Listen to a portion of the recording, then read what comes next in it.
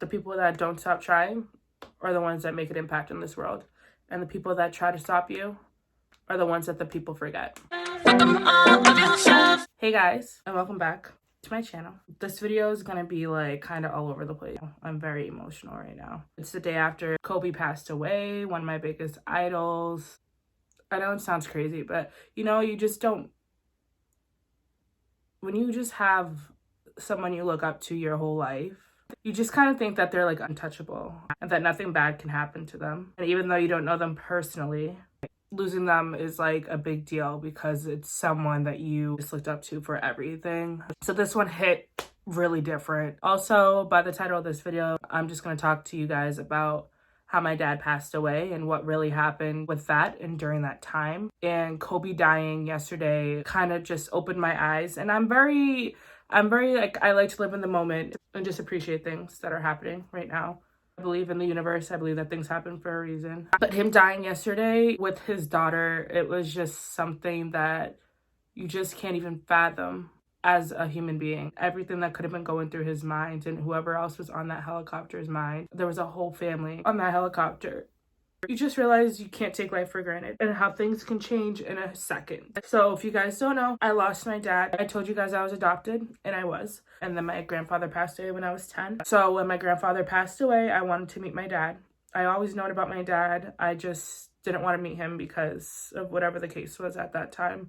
I was young. I didn't know any better. And so my family made that happen. I met him and I was instantly happy. I had a lot of questions as a kid, obviously. My family was out of the norm anyways. Most people don't have a perfect home. I was in his life for 3 years, and when I turned 13, I just stopped answering his phone calls. I thought it was good reasoning, but it really wasn't. I was just being a teenager. I had a lot of questions and I had been through a lot by that point. I just didn't want to deal with it, I guess. But I didn't know how to ask those questions because I was so young. He called me every year, multiple times a year, and I wouldn't answer the phone. He was in and out of the hospital for as long as I've known him. He had a lot of health problems in general. I was very close with his sister, my aunt, and she updated me everything about him all the time, even though I didn't speak to him. She was kind of like the middleman, told him about me and told me about him. I didn't want to make him feel like a bad person, and I also didn't want to feel like a bad person for having all these questions. Years went on. If you guys know me, you guys know I have really, really bad anxiety. And when I was 22, I had a really bad year.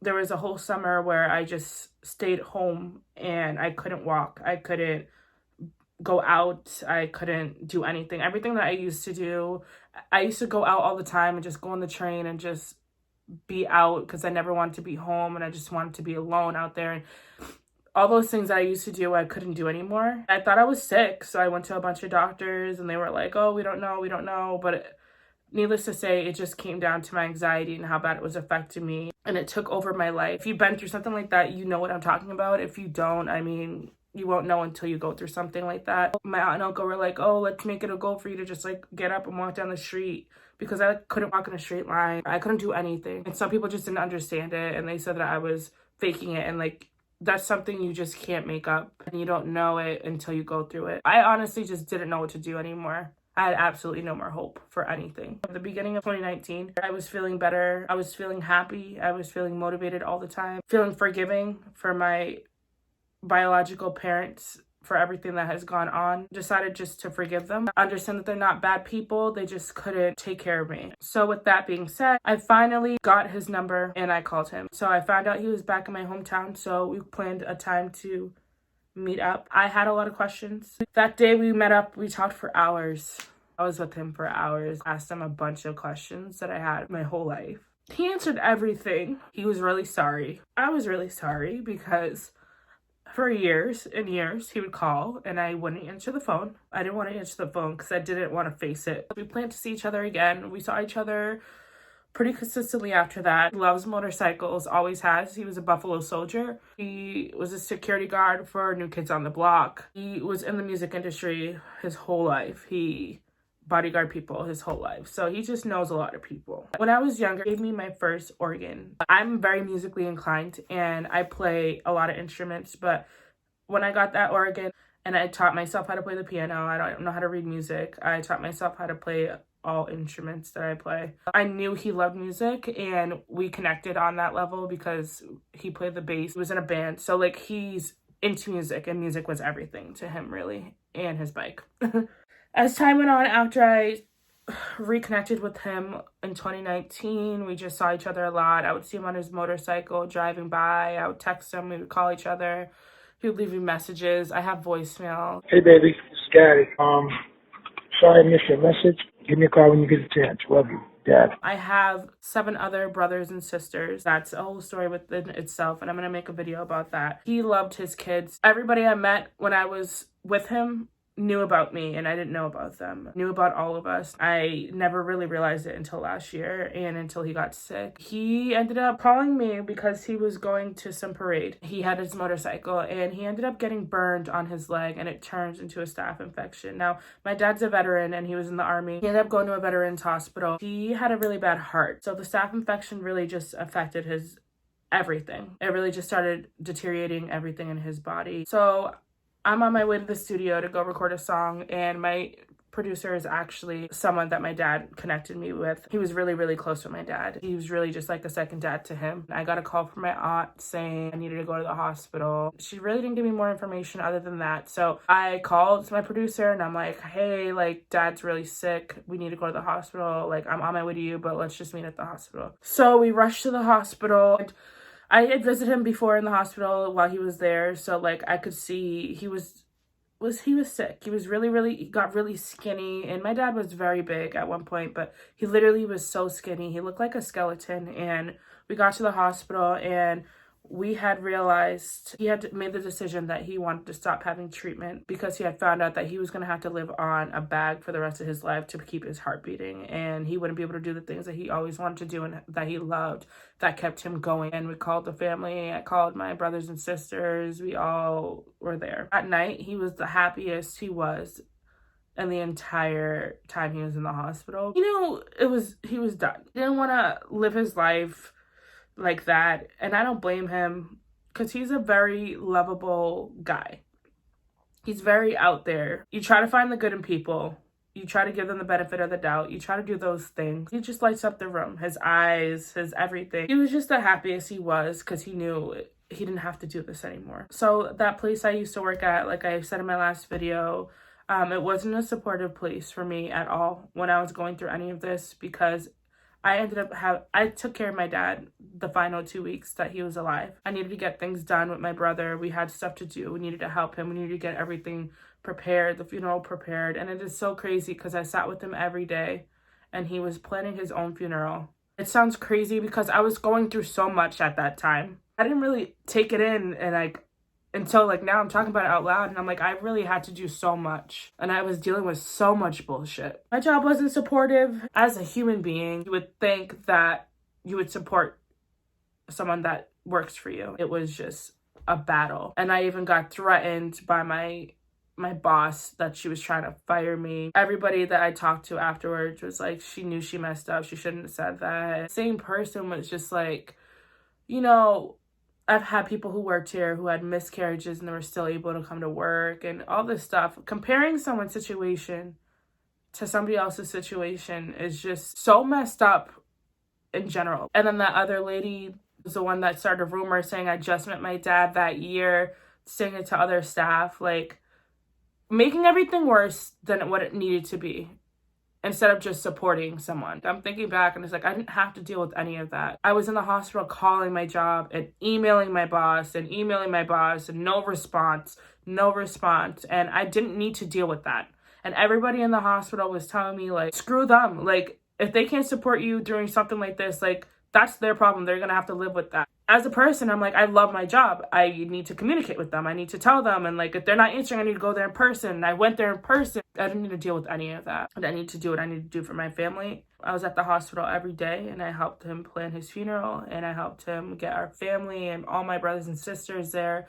For the first time ever, we were all together in that hospital room just with my dad. And it was something that we all wanted for our whole life. We just wanted to all be together like a family should have been. My dad was very spiritual. He just wanted his kids. And I did everything I could to make sure that all my siblings are there for him, to make it happen for him before he passed. And I made it happen. I made it happen. And some could say, oh, how could you be so upset? You cut him off. You didn't talk to him for years. How this? How that? A lot of questions that I had for a very long time that he answered. And a lot of questions that my siblings had. And all we wanted as kids was to be together with our dad. And it finally happened. And he was happy. I had my girlfriend there supporting me the whole time. My aunt and uncle there supporting me the whole time. And I wouldn't have changed it for the world. He passed in October. We were in the hospital. I met all his people. Like, he had impacted so many people. You wouldn't even believe how filled that hospital room was and how filled the funeral was. All the Buffalo soldiers out here in Mass, they flooded the funeral home. And Donnie Wahlberg sent a video because he bodyguarded Donnie Wahlberg and all of the new kids, sending a video about how my dad impacted them. Hey, this is Donnie Wahlberg, and I just wanted to pass on my respects and condolences to BA's family and friends. Been doing a little reflecting before making this video about him, and one thing that kept popping up in my mind was something I saw in him when I was a young man, running around at concerts with him, and that was his spirit. It's a spirit that you recognize in someone else when you have it inside yourself. And I think that spirit represents a joy and love for what you're doing. I was on stage doing what I loved, and he was taking care of people who were on stage doing what they loved because it was what he loved. And he's a man who I never saw angry, never heard speak in any disrespectful way to anyone. I met his best friend, and he took me under his wing and helped me get through that so much. His best friend's wife, his best friend's daughter, we were all there together. Like, we just gained a bigger family because of my dad. It just makes you realize holding grudges against people is like not worth it. Yesterday, when I found out about Kobe, he left to go do what he had to do, and he didn't get to go home to his kids and his wife. Neither did his daughter. They didn't know that was going to be their last day on this earth. They didn't know it was going to be their last I love you to their family. Luckily for me, with my dad's situation, it wasn't a sudden death. I got to be with him for 2 weeks, and we talked about everything that I held inside for 23 years. I finally got to understand how he felt, what he came from, what his family was like, what his parents were like. I realized that me and my siblings are all alike, even though we didn't even grow up together. There's things that just run through us. You need to make sure you don't take any days for granted. You need to tell your family and your friends that you love them, and don't hold grudges, and don't be angry about little things. If something bothers you, talk about it. Don't ever be scared to talk about something that bothers you, whether it's on social media, whether it's in person, whether it's through a text, through an email. Don't be scared to talk about something that bothers you, even if it bothers you for years. Let it out, because holding it in deteriorates you. Say I love you more. You just never know when it's your last day. You need to appreciate every moment you have on this earth, because it can be taken away from you in a second. People are evil and will say what they have to say about you and will make assumptions about you, but you need to forgive them and move on. But all this happened because of my dad and because of the impact he left on this earth, and he impacted so many people. And when I was at the funeral, I had to make a speech, and in that speech, I said in the speech that I always want to be a star just like Dad. And at that funeral, I realized, as I was staring at all those people, he really impacted everybody by just being a good person, by speaking up when things were wrong, by supporting people, trying and not giving up. He called me all the time, and I just didn't answer. He didn't give up. It's not hard to be a decent human being, to not give up, to keep trying. Don't ever give up and stop trying to do something. If you want to make an impact in this world, if you want to use your voice to impact people in this world and try and change things, you keep trying. You keep trying. You don't give up. Don't let anybody ever stop you. Don't let anyone intimidate you or try to shut you down because they think they're bigger than you. You keep going. The people that don't stop trying are the ones that make an impact in this world. And the people that try to stop you are the ones that the people forget. That's all that I have for this video. I love you guys. I'll see you in the next one.